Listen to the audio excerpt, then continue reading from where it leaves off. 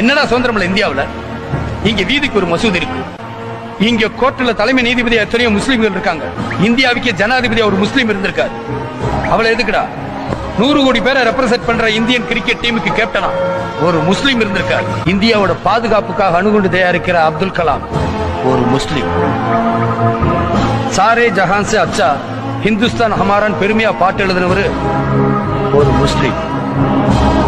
யார் ஆட்சிக்கு வந்தாலும் அரசு பொறுப்புல உட்கார வைக்கிற பாத்திமா பீவி ஒரு முஸ்லீம். காலம்பூரா உயிருக்கு மேல நான் நேசிக்கிற நண்பர்கள் எல்லாம் முஸ்லிம்கள். இங்க யாரும் மதங்களை பாக்குறது இல்ல, மனுஷங்களை தான் பாக்குறோம். இந்தியாவில் இருக்கிற எல்லாருக்கும் ஒரே மதம் தான், மனித மதம். இந்த உண்மை உன்ன மாதிரி உணர்ச்சி வசப்பட்ட முட்டாளுகளுக்கு தெரியுமோ தெரியாதோ, நடக்கிறதையெல்லாம் மௌனமா பார்த்துக்கிட்டு இருக்க உலக நாடுகளுக்கு தெரியுமோ தெரியாதோ, அன்பே உருவான